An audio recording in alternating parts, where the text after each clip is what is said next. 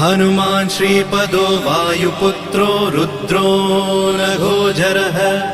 अमृत्यवीरवीरश्च ग्रामवासो जनाश्रयः धनदो निर्गुणः शूरो वीरो निधिपतिर्मुनिः पिङ्गाक्षो वरदो वाग्मी सीताशोकविनाशकः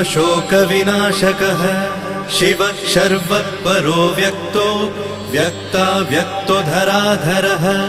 पिङ्गकेशः पिङ्गरोमा श्रुतिगम्यः सनातनः अनादिर्भगवान् देवो विश्वहेतुर्जनाश्रयः आरोग्यकर्ता विश्वेशो विश्वनाथो हरीश्वरः भर्गो रामो रामभक्तः कल्याणप्रकृतिस्थिरः विश्वम्भरो विश्वमूर्तिर्विश्वाकारश्च विश्वपः विश्वात्मा विश्वसेव्यो